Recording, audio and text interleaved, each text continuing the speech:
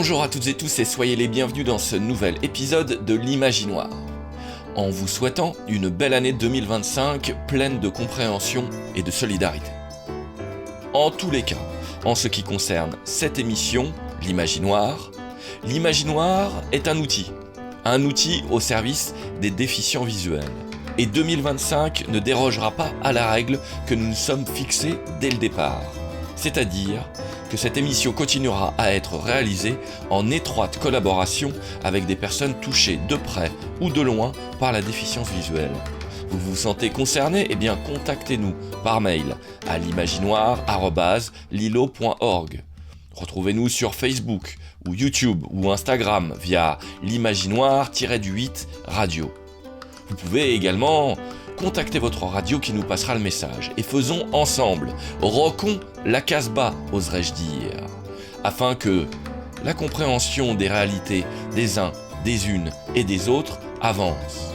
Parce qu'il en va de l'intérêt de tout le monde. Mais qu'y a-t-il au programme du jour ?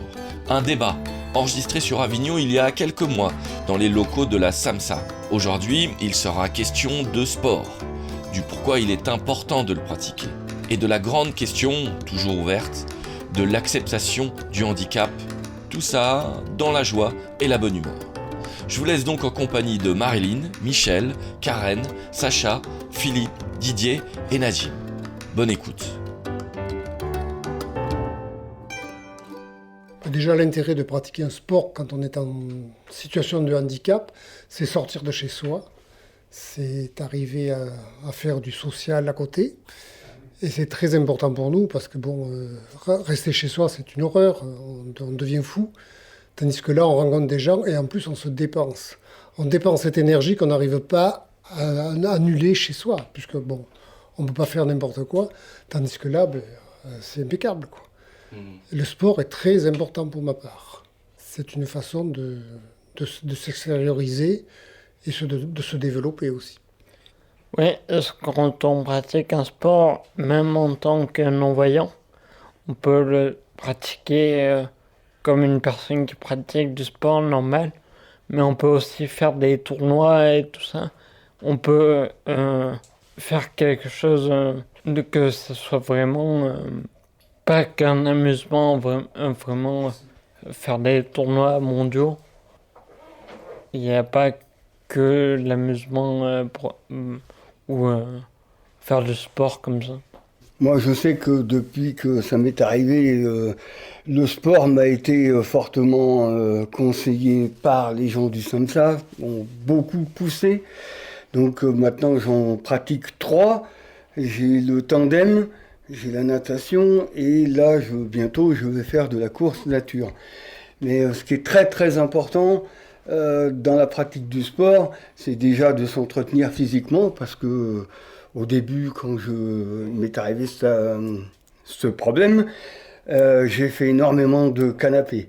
Le problème de rester tout seul, c'est que, comme disait Philippe, on devient complètement fou.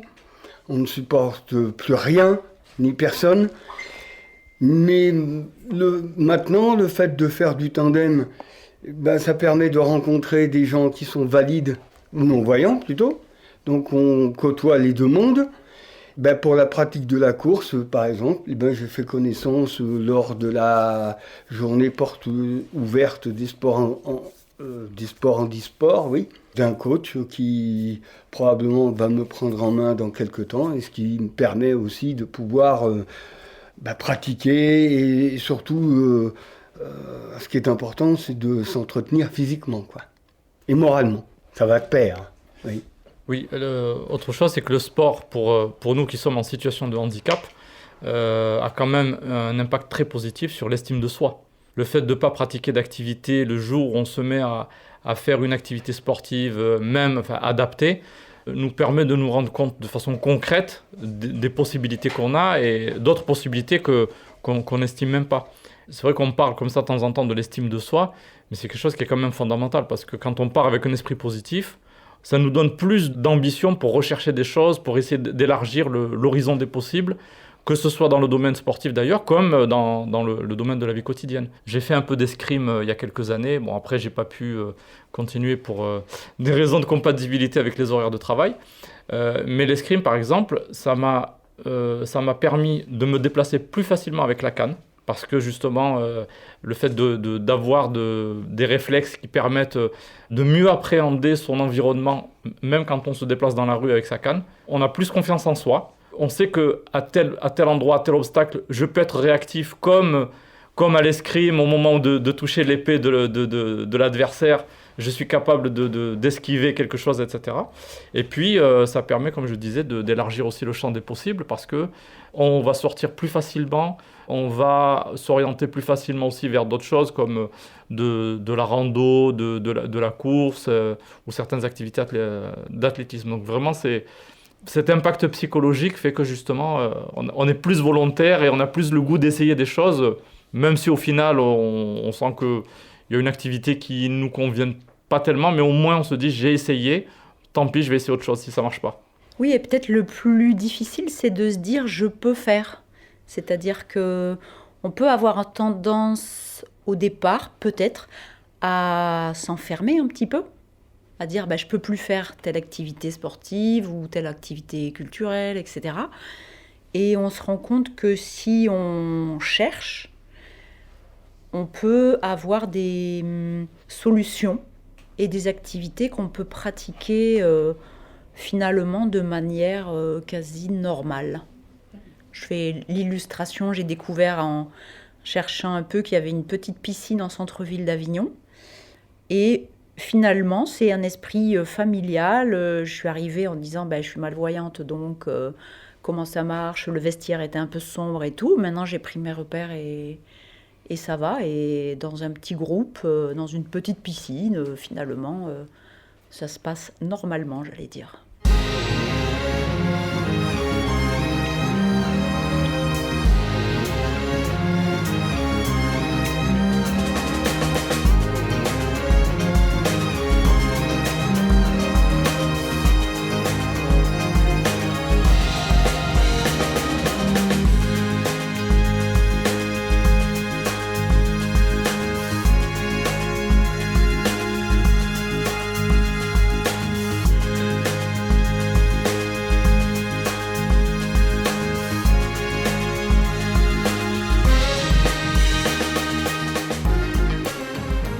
Là, Najim parlait de l'escrime, donc je sais de quoi en parler. Avec ça, moi j'ai rencontré des tas de gens, des Suédois, des Italiens, des Espagnols. On fait des tas de choses avec, mais on fait aussi, grâce à ces personnes voyantes, on a fait d'autres choses. Bon, le tandem, n'en parlons pas, on en fait beaucoup, mais on peut faire de l'escalade, on peut faire de la marche nordique, on peut faire des tas de choses avec. Et c'est vrai que tout est possible, tout est possible. Il suffit de prendre son temps et on arrive à faire des tas de choses. Quand on veut, on peut. Qui pratique quoi comme sport ici? Belle synchro. Bing. Bonne question, ça veut dire que c'est une bonne question. Philippe, je suis encore sur toi, tu pratiques quoi comme Je sport? pratique l'escrime déficient visuel. J'en fais au niveau maintenant national aussi quand même, puisque je fais partie du circuit national. Je fais du tandem à bon niveau maintenant aussi. Bon, je vais dans un challenge là, fin d'été, faire Marseille-Paris pour les Jeux paralympiques, pour l'ouverture. De la marche nordique avec les STAPS. De la randonnée, on peut en faire aussi, on en fait aussi. Donc on fait tout. Et de l'escalade quand j'ai l'occasion. Et de l'escrime quand on est déficient visuel, ça se passe comment? Ça se passe, on fait que de l'épée. Ça se passe presque comme la normale. On a les yeux bandés. Par moyen d'équité, on est tous pareils. On a les yeux bandés, on ne voit rien. On a un simple contact de fer au départ pour dire on peut attaquer. Donc on sait où est la personne en face. On a une bande centrale où on a un pied dessus sur la piste pour pouvoir se diriger quand même. Et on n'a pas le droit de faire la passe avant, ce qu'on appelle la passe avant, c'est-à-dire croiser les jambes. C'est toute la seule différence qui est. En principe, on a même du matériel spécifique et on arrive à faire des combats seuls, sans arbitre.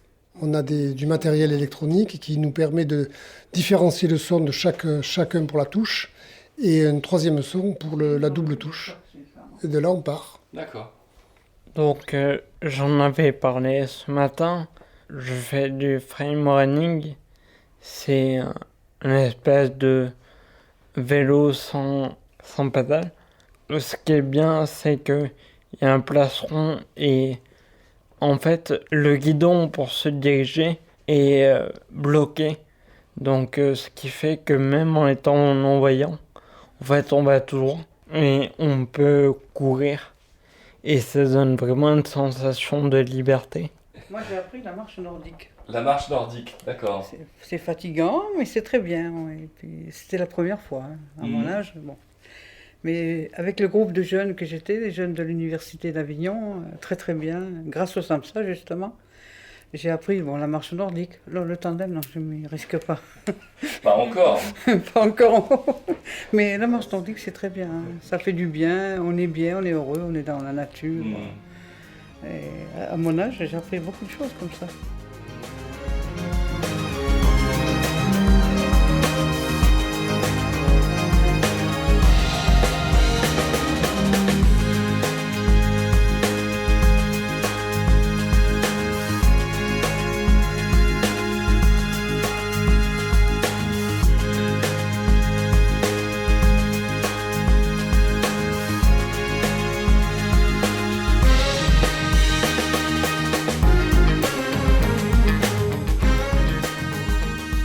Vous êtes toujours à l'écoute de l'Imaginoire en compagnie de Marilyn, Michel, Karen, Sacha, Philippe, Didier et Naji.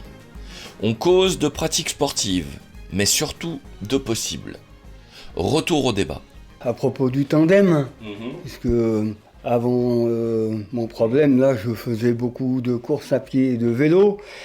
Et ça m'a permis de retrouver un petit peu les sensations de parcours cycliste. Mais ce qui est très très important, c'est de pouvoir se réhabiliter par rapport à ce sport. Je veux dire par là que au tout début, j'avais l'impression de pédaler, excusez-moi du terme, un peu comme un bœuf, parce que je savais pas où je me trouvais, ni dans quel sens, ni où, ni... Je n'avais pas non plus appris à me servir des autres sens, tels que l'odorat. Alors que maintenant, depuis le temps que je pratique, ce qui est intéressant, c'est déjà le contact avec les pilotes qui nous aident. Moi, j'ai appris à reconnaître beaucoup d'odeurs dans la nature ou dans les endroits où on passe. Beaucoup d'odeurs auxquelles on ne fait pas forcément très attention quand on est voyant, parce qu'on voit, on se dit, tiens, ça sent ça. Alors que là, vous avez l'odorat qui est vraiment actif.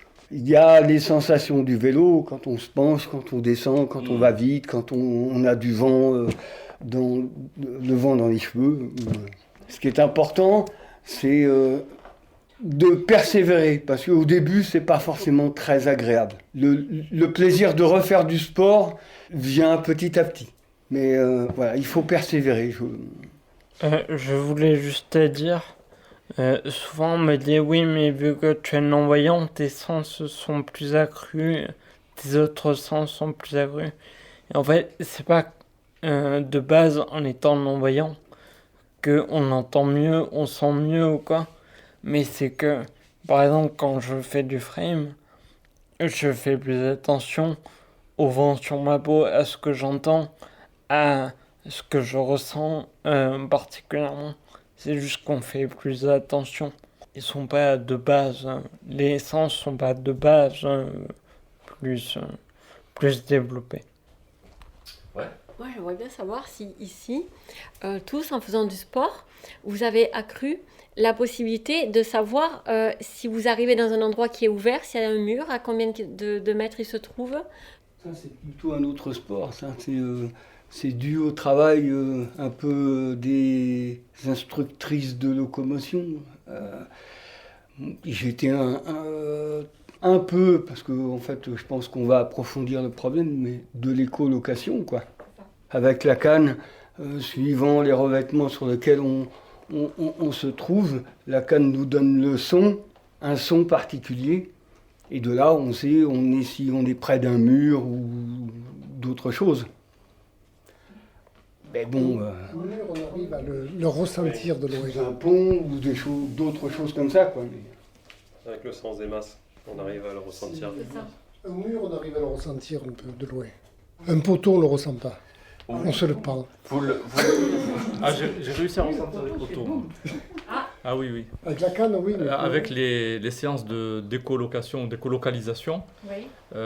avec de l'entraînement, j'ai pu repérer des arbres, des poteaux, etc. Donc en fait, c'est spectaculaire, mais ça, quand on n'y fait pas attention, quand on ne sait pas, on passe à côté d'un écho auquel on ne prête pas attention, mais quand on s'entraîne, on fait quelques séances, on se rend compte vraiment que ça, de ces différences quand on arrive à un arrêt de bus, un arbre, etc. Voilà. Bon, ça remplace pas la canne, c'est sûr, mais ça nous permet de mieux appréhender l'environnement, les obstacles, etc. C'est un apprentissage. Oui. Le claquement de langue ou le claquement des doigts aussi, ce sont des techniques qu'on utilise pour justement apprendre à se mouvoir à la façon de chauve-souris. C'est le principe, hein, c'est le même principe. Donc, puis la question du sport, il y a quelque chose qui est important aussi parce que dans les enjeux de santé publique par rapport à l'activité physique de façon générale, on entend, combien de fois on a entendu, il faut lutter contre la sédentarité. Alors la sédentarité, c'est pas de rester devant la télé forcément avec le gros saladier de popcorn et à manger à longueur de journée, mais c'est aussi la question qu'est-ce qui cause la sédentarité. Et l'handicap visuel, effectivement, c'est un facteur plus que favorisant de la sédentarité quand on se sent coincé chez soi, à pas pouvoir sortir comme on veut, quand on veut, etc. Bon, forcément. Donc ça veut dire que même si beaucoup de progrès ont été faits sur le sport adapté, on n'est pas arrivé au maximum de l'accessibilité, tout sport confondu. Donc c'est vrai que le fait de renforcer davantage, de toujours chercher à renforcer l'accessibilité au sport adapté, au sport en général, fait que justement ça nous permet aussi de lutter contre cette sédentarité.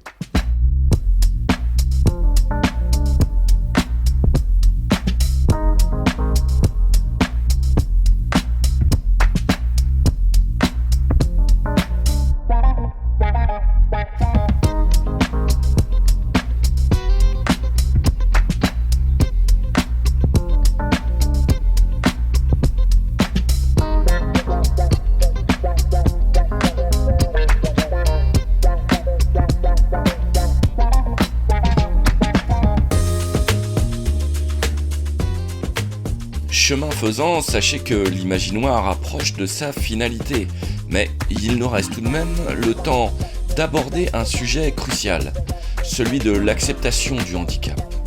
Alors, retour au débat avec Marilyn, Michel, Karen, Sacha, Philippe, Didier et Najim. Et c'est vrai que l'acceptation de l'handicap, c'est une question qui est vraiment importante aussi parce que assumer son handicap, ça ne veut pas forcément dire uniquement assumer son état de santé du moment, mais c'est assumer le fait qu'on va rencontrer des gens qui vont réagir tous de façon différente. Et donc ça veut dire être dans une forme d'anticipation en se disant on va avoir des gens qui vont, je ne parle pas de mal réagir, qui vont réagir de façon plus ou moins adéquate, par exemple. Donc, et notre mode de communication avec les gens va être différent en fonction justement de leur réaction. On ne communique pas de la même façon avec les gens. Moi, je peux dire, par exemple, je suis déficient visuel, je peux dire je suis malvoyant. Et parfois, pour éviter les débats inutiles, je dis je suis aveugle, même si ce n'est pas tout à fait le cas. Donc, c'est aussi savoir s'adapter aux gens, c'est aussi savoir... on est toujours dans une forme d'anticipation des réactions, en se disant, voilà, si les gens réagissent comme ça, je vais faire comme ceci et comme cela. Voilà, c'est assumer l'handicap et en assumer aussi les conséquences éventuelles. C'est important, pour pouvoir mieux se projeter. C'est ceux qui vous crient à l'oreille quand vous dites « je suis malvoyant ». Ben oui, non mais... Moi, je suis malentendante aussi. Je pose alors qui parle à ma femme, alors en fait qui répondent à ma femme au lieu de me répondre à moi. Alors que ça me concerne et que c'est moi qui pose la question. Ah, il est malvoyant, donc il faut lui dire que... Même des professionnels de santé. Oui. Dites-lui direct. L'habitude, quand on parle à quelqu'un, on le regarde dans les yeux et qu'on a le retour. Et quand on n'a pas... D'ailleurs, à la Ramave, Sacha avait cessé d'avoir les yeux dans la direction de la personne qui parle Parce qu'il disait, ben moi, quand les gens s'en vont, ils me le disent pas. Et je parle comme un couillon, je continue à parler comme un imbécile, alors qu'il n'y a plus personne. Et du coup, il ne faisait plus d'efforts. Et maintenant, il le fait. Parce qu'il a discuté là-bas, tout ça. Et ça nous permet, aux personnes qui sont voyantes, de se sentir écoutées, le fait d'être regardées. Et c'est pour ça, je pense, qu'il y a un petit peu ce décalage. Il faudrait un système avec une pince et un fil. Donc on accroche la pince à la personne qui nous parle. Et puis dès qu'elle s'en va, clac, on entend la pince qui lâche et on sait. Oui. Ça peut être... Sûr. Bon, on se retrouve des fois, c'est vrai. Moi, je pense aussi qu'au niveau du handicap, il faut savoir, enfin, en tant qu'handicapé, il faut savoir un peu s'imposer. Hein. Moi, ça m'est arrivé une fois à la piscine. La piscine de Carpentras nous alloue une ligne d'eau et un créneau horaire le dimanche matin pour qu'on soit à peu près tranquille. J'étais dans la ligne d'eau et un gars rentre là-dedans et il me dit cette ligne d'eau là c'est pour les nageurs. Je lui ai répondu je fais quoi là?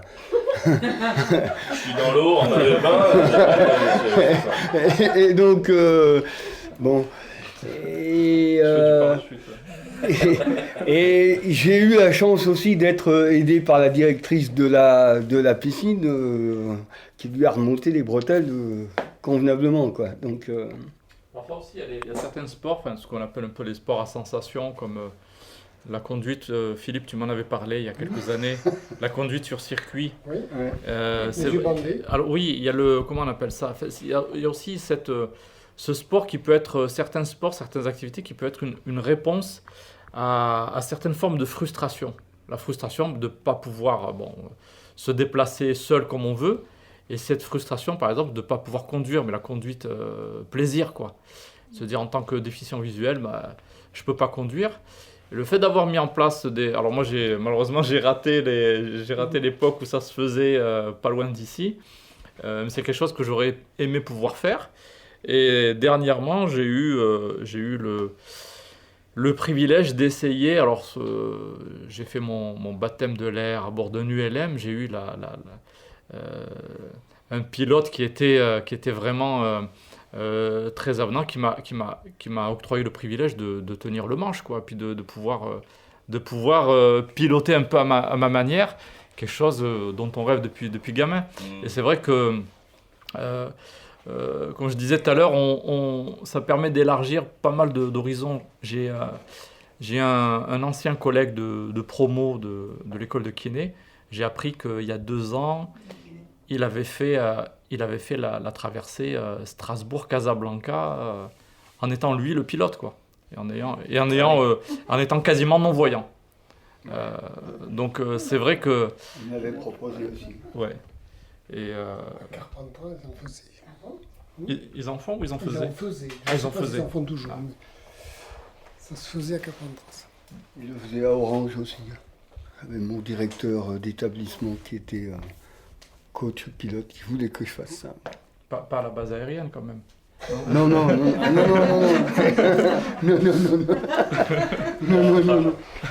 Sur les rafales, non, ça fait un peu rapide quand même. Il faut surtout pas qu'il soit armé parce que... Ouais. C'est quoi ce bouton? C'est quoi ce bouton? Ça sert. Ah, trop tard.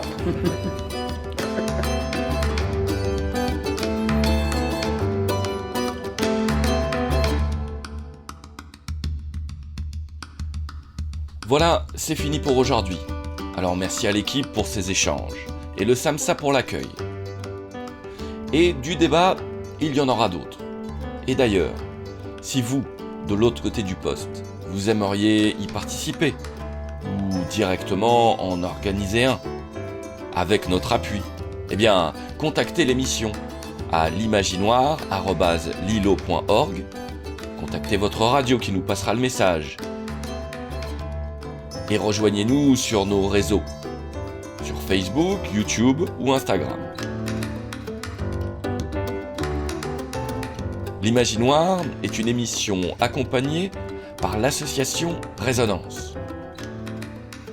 L'Imaginoire est un projet soutenu par la CAF Drôme. À bientôt pour une nouvelle émission.